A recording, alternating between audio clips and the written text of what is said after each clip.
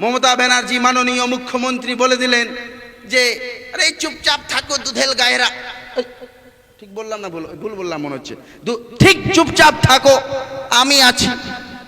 আপনি এখন পর্যন্ত বিধানসভায় রেজুলেশন পাস করাননি কেন?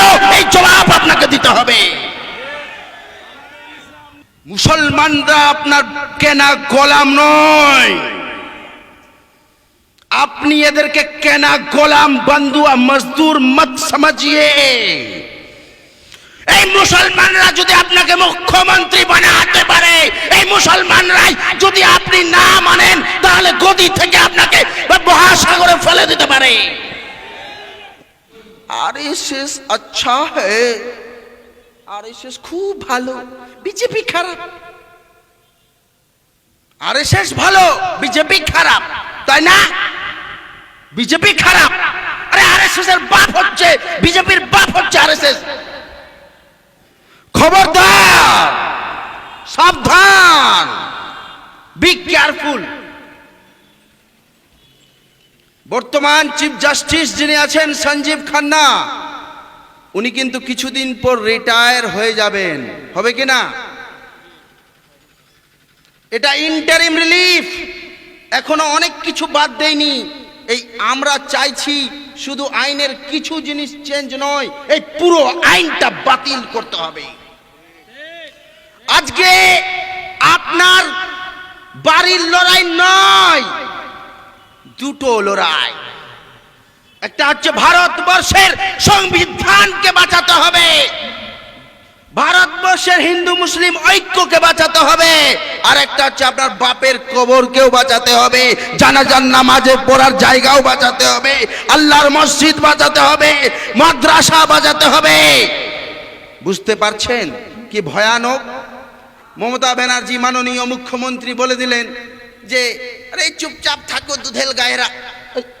ঠিক বললাম না ভুল বললাম মনে হচ্ছে? ঠিক চুপচাপ থাকো, আমি আছি। আপনি এখন পর্যন্ত বিধানসভায় রেজুলেশন পাস করাননি কেন? এই জবাব আপনাকে দিতে হবে।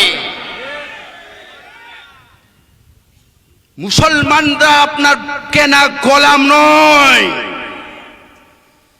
আপনি এদেরকে কেনা গোলাম বন্ধুয়া মজদুর মত সমঝিয়ে। এই মুসলমানরা যদি আপনাকে মুখ্যমন্ত্রী বানাতে পারে, এই মুসলমানরাই যদি আপনি না মানেন, তাহলে গদি থেকে আপনাকে মহাসাগরে ফেলে দিতে পারে। অনেককে খারাপ মনে হচ্ছে, খারাপ মনে করলে হবে না। তেতো কথা খুব কষ্টদায়ক হতে পারে, হৃদয়ের ভিতর থেকে বহু তেতো কথা বলছি, বলতে বাধ্য হচ্ছি। আরএসএস আচ্ছা হ্যায়, আরএসএস খুব ভালো, বিজেপি খারাপ। আরএসএস ভালো, বিজেপি খারাপ, তাই না? বিজেপি খারাপ, আরে আরএসএস এর বাপ হচ্ছে, বিজেপির বাপ হচ্ছে আরএসএস। তুমি জানো নরেন্দ্র মোদী হাফ চাড্ডি পরে ট্রেনিং নিয়ে প্রধানমন্ত্রী হয়েছে, এমনি এমনি হয়নি। আর তুমি আমি ঝগড়া করেছি, কে ফুরফুরা, কে দেওবন্দি, কে সুন্নি, কেউ বেরেলি, কেউ শিয়া, কে কি। খবরদার, এই ঝগড়ার মধ্যে পড়ো না। আজকে অস্তিত্বের লড়াই, এই লড়াই আমি সুপ্রিম কোর্ট হাইকোর্টের উকিল বলছি, আশফাক আহমেদ বলছি, যে আইন লাগু হয়ে গেছে, আপনার সম্পত্তি চলে গেছে। ধরুন 100টা প্রপার্টি, উদাহরণ দিচ্ছি, আমি ঠান্ডা মাথায় বলবো, আবেগ কি করব না, কিন্তু আবেগের সময়। ধরুন 100টা প্রপার্টি, টাইম আছে তো ওয়েদুল সাহেব? যদি 100টা প্রপার্টি, 100টার মধ্যে ওয়াকাফ বাই ইউজার বলে একটা গল্প আছে না? আমরা শুনেছি খুব, ওয়াকাফ বাই ইউজার। ইউজ মানে ব্যবহার, বাই মানে ইউজ হচ্ছে, ওয়াকাফ বাই ইউজার মানে ধরুন আব্দুল গাফফার সাহেব বা আশফাক আহমেদের বাবা অ্যাডভোকেট হাজি আলমগীর মিয়া, আমার বাবার নাম, উনি একটা দান করলেন, ওনার একটা জমি আছে, উনি দান করলেন যে এই জমিটা কত বছর আগে? 50 বছর আগে। কত বছর আগে? 50 বছর আগে দান করলেন। একটা জায়গা আছে, সবাই জানাজার নামাজের জায়গা ছিল না, ধরুন এই জানাজার নামাজ এখানে পড়ো, হলো 50 বছর আগে দান করলেন। উনি কিন্তু মালিক আছেন, আছে কি না, দলিল হিসাবে মালিক আছেন, কিন্তু ওইটাতে মুসলমানরা নামাজ পড়ছে, উনি বারণও করছেন না, বাধাও দিচ্ছে না, উনি ভিতর ভিতর দানই করে দিলেন। মানে ওটা ইমপ্লাইড দান বলে আইনের ভাষায়, মানে আমি কঠিন করে বোঝাচ্ছি না, আইনে খুব কঠিন হয়ে যাবে। ইমপ্লাইড কনসেন্ট, ওকে বলে কি ইমপ্লাইড কনসেন্ট, ভিতরে মানে সুপ্ত কনসেন্ট দিয়ে দিলাম যে না এই সম্পত্তিটা তোমার, ঠিক না। মুসলমানদেরকে মানে আল্লাহর উদ্দেশ্যে দান হয়ে গেল। আর আল্লাহর উদ্দেশ্যে দান মানেই ওইটা বিক্রি করা যাবে না, ডেডিকেট হয়ে গেল, ওটাই ওয়াকাফ। ওয়াক মানে আটকে যাওয়া, মানে আর বিক্রি হবে না, চিরতরে থাকবে, আটকে যাওয়া। ওয়াকফ মানে ওয়াকিফ, ওয়াকাফা শব্দ থেকে এসছে, ওয়াকাফা। আরবি গ্রামার যারা জানেন, আমিও জানি, সরফ নাহু পড়েছি ইনশাআল্লাহ, আলহামদুলিল্লাহ। তো ওয়াকাফা শব্দ থেকে এসছে। ওয়াকাফার যদি মনে হয় ওয়াকফ মানে আটকে যাওয়া, stop, hold, to hold, to stop, তাহলে সম্পত্তিটা আটকে গেল। আগের আইন 1995 সালের আইন, ওই আইনে কি ছিল জানেন? ওই আইনে ছিল ওই প্রপার্টি 50 বছর ধরে ইউজ হচ্ছে, মুসলমানরা ইউজ করছে, মানে ওই প্রপার্টিটা ওয়াকফ হয়ে গেল। এই রকম প্রপার্টি টোটাল যদি ভারতবর্ষের প্রপার্টি ধরে না হয়, এই রকম 100টা প্রপার্টির মধ্যে 50টা প্রপার্টি এইরকম। কোটা প্রপার্টি মানে 50% প্রপার্টি এইরকম।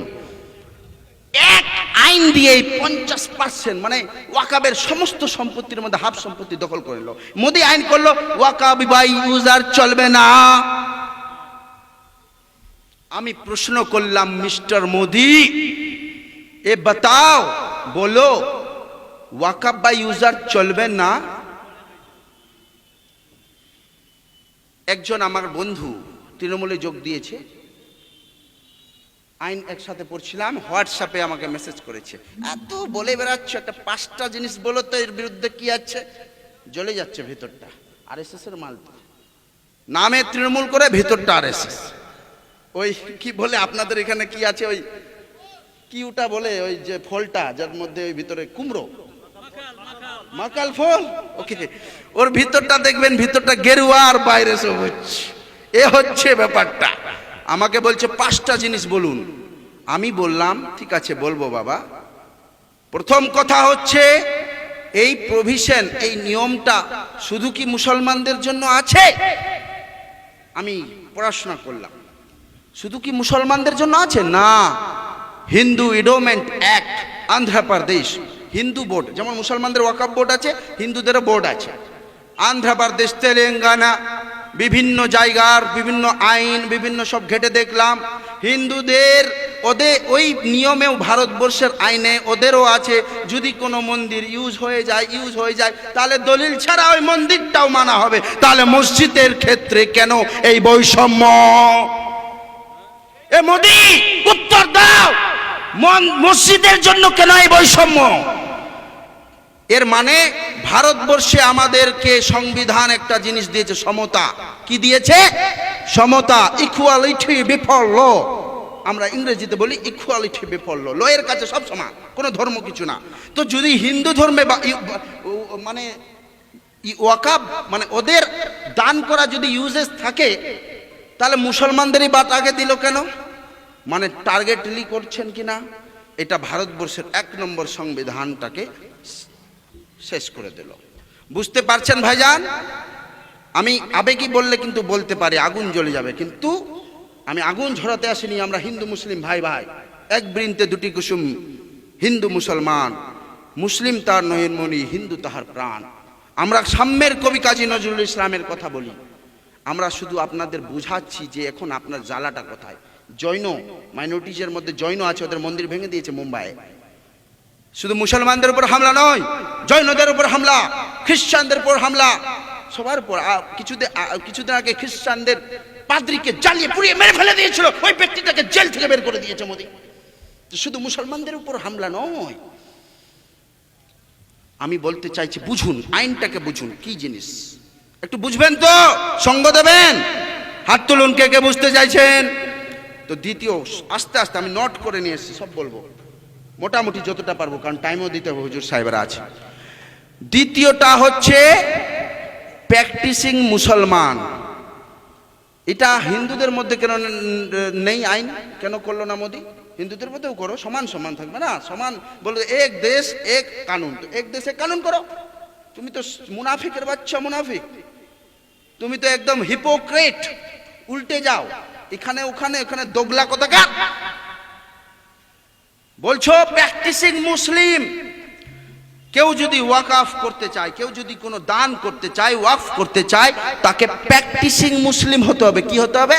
প্র্যাকটিসিং মুসলিম মানে হচ্ছে, এবং not only practising Muslim, demonstrating, অর্থাৎ মুসলমান আছে কি না সেটা ওকে দেখাইতে হইবে। কি করিতে হইবে? দেখাইতে হইবে। আশফাক আহমেদ কেসা মুসলমান, কালা মুসলমান ইয়া ধোলা মুসলমান? আশফাক আহমেদ পাক্কা মুসলমান না কাচ্চা মুসলমান? দেখাতে হবে। আরে কে ঠিক করবে? মহিলাদেরকে ঠিক করবে, বাচ্চাদেরকে ঠিক করবে। ক্রাইটেরিয়া কি? আইনে ক্রাইটেরিয়া বলেনি। কত বড় অপদার্থ! ভারতবর্ষের একটা সংবিধানে ধারা আছে, ধারার নাম হচ্ছে 300 এ, এ বি সি না, এ 300 এ বলছে right two property. Every individual has right two property, অর্থাৎ প্রত্যেক মানুষের সম্পত্তির অধিকার আছে, ওর সম্পত্তির অধিকার কেউ কাটতে পারবে না, এটা ফান্ডামেন্টাল রাইট কিনা? ঠিক কিনা? তো সম্পত্তির অধিকার ভারতবর্ষের প্রত্যেকটা মানুষকে দিয়েছে। আমি আশফাক আহমেদ, আমি আমার প্রপার্টি বিশ্বজিৎকে দেব না, আমার ভাইকে দেব না, বোনকে দেব, কাকে দেব, আমার ছেলেকে না দেব, এটা আমি ঠিক করব না। আমি কখন দেব এটা আমি ঠিক করব। 5 বছর মুসলমান হতে হবে পাক্কা, শুধু মুসলমান হলে হবে না, মানে প্র্যাকটিসিং মুসলিম এবং ডেমনস্ট্রেটিং, তারপরে দিতে পারবো। জমির অধিকার আপনার কেড়ে নেওয়া হচ্ছে কিনা, আপনার মানে যেন কেউ দান না দিতে পারে।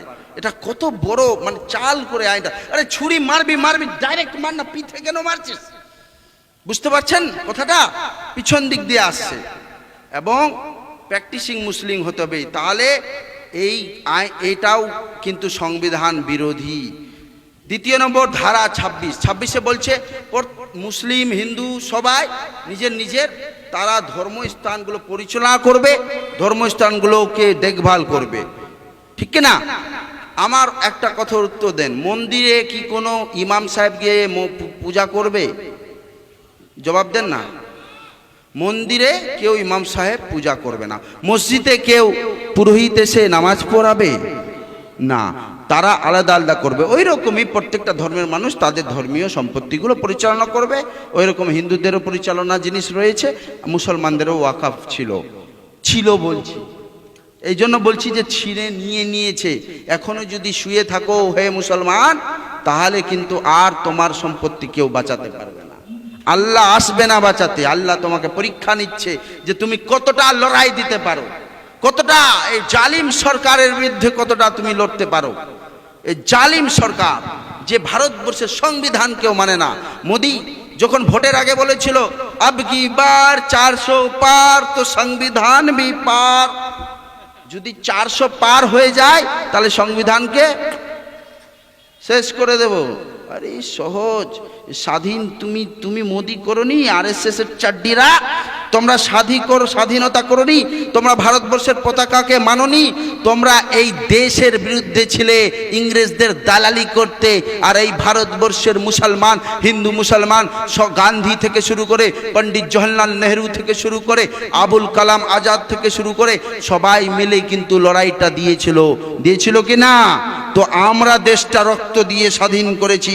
এই দেশে আমার অধিকার, কিসি কা বাপ কা হিন্দুস্তান নেই, কারো বাপের ভারত নয়, এই ভারত সবার। তো ভারতবর্ষ দ্বিতীয় হচ্ছে এইরকম করে একটা আইন করেছে। আরেকটা যে একটা জিনিস বলুন তো, কোর্টের রায় ঠিক না ডিএম এর রায় ঠিক হবে? বলুন তো, উত্তর দেন। কেউ আছেন? কোর্টের রায় ঠিক না ডিএম এর রায় ঠিক? কোর্টের রায়টা ঠিক হবে। ও আইন টাইন ঘেটে পড়াশোনা করে তবে না, বিচার করে তবে দেবে। আর ডিএম নিজের ফয়সলা দিয়ে দিল নাকি? তো ডিএম কি বিচারক হতে পারে না। তো এই মোদি সরকার কি করেছে জানেন? ডিএম কে বিচারকের পোস্ট থেকে হাটিয়ে দিয়েছে, ডিএম কে বিচারক বানিয়েছে আর বিচারকদের জায়গা খালি করে দিয়েছে। ওয়াকফে একটা বোর্ডে ছিল যে বোর্ডের কোনো মামলা ওয়াকফ রিলেটেড কোনো প্রপার্টি যদি ঝামেলা হয় তাহলে এই ঝামেলাটা শুনবে কে? এই ঝামেলাটা শুনবে ওয়াকফ ট্রাইব্যুনাল। ট্রাইব্যুনালকে বলা হয় quasi judicial body. Quasi judicial body, সম্পূর্ণ না কিন্তু কোয়াসি জুডিশিয়াল বডি। ট্রাইব্যুনাল কেমন? শুধু ওয়াকফ ট্রাইব্যুনাল নেই, income tax tribunal, SAT, state administrative tribunal, central administrative tribunal, green tribunal. পরিবেশ মামলা হলে গ্রিন ট্রাইব্যুনালে যাবে, চাকরির মামলা হলে সেটে যাবে, রাজ্য সরকারের চাকরির মামলা হলে সেটে যাবে, কেন্দ্র সরকারের মামলা হলে কেটে যাবে। বিভিন্ন ভারতবর্ষে লেবার ট্রাইব্যুনাল, লেবারদের মামলা হলে লেবার ট্রাইব্যুনালে যাবে। খালি মোদি দেখতে পেল ওয়াকফ ট্রাইব্যুনাল। আরে ভাই, এমনভাবে পার্লামেন্টে বুঝাচ্ছে মোদির মন্ত্রীরা, মনে হচ্ছে যে ওয়াকফ ট্রাইব্যুনালে আমাদের হুজুর রয়েছে, হুজুর বিচার করছেন। হুজুর বিচার করছেন না, ওখানে জাজ। আইনে বলা আছে যে জাজ বিচার করবে। ট্রাইব্যুনাল, আমি আপনাকে বলছি কি কন্ডিশন দিয়েছে, আমি একটু পড়ে শোনাচ্ছি, আপনারা বুঝতে পারবেন। সেকশন ধারা আমি বলছি 83, কত? আগের আইনে, নতুন আইনে তো ওকে বাদ দিয়ে দিয়েছে। আগের আইনে 83-তে বলছে, 83 1995 আইনে বলছে, in terms of condition appointment including the salaries allowance payable to the chairman and other members other than person appointed ex officio members shall be such may be prescribed।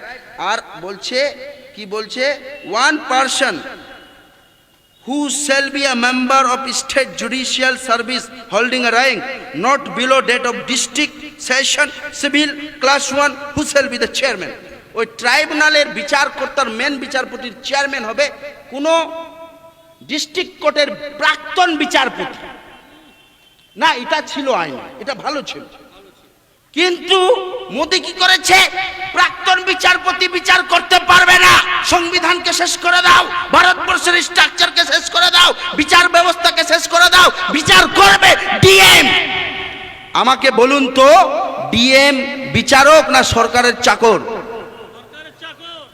সরকারের চাকর।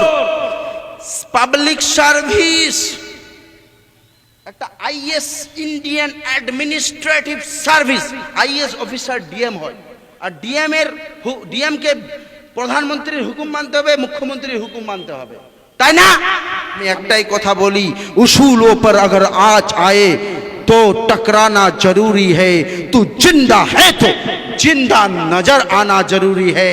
আপনার এখন আপনাকে দেখাতে হবে আপনি জিন্দা না মুর্দা। কুরআনে অনেককে বলেছে মুর্দা, কিন্তু ওরা জিন্দা, স্বাভাবিকভাবে জিন্দা, কিন্তু ভেতরটা মুর্দা হয়ে গেছে। কিন্তু আজকে আপনাকে দেখাতে হবে আপনারা জিন্দা আছেন। তো আমার সঙ্গে বলবেন, সরফরোশি কি তমন্না अब हमारे दिल में है, देखना है जोर कितना बाजुए कातिल में है। আমি বলবো ভারত বাঁচাও, আপনারা বলবেন সংবিধান বাঁচাও। ভারত বাঁচাও, ভারত বাঁচাও, ভারত বাঁচাও। হিন্দু মুসলিম ঐক্য, ভারতবর্ষ সংবিধান, ভারতবর্ষ সংবিধান। এই বলেই আমার সংক্ষিপ্ত বক্তব্য শেষ করছি। ওয়া আখিরু দাওয়ানা আলহামদুলিল্লাহি রাব্বিল আলামিন।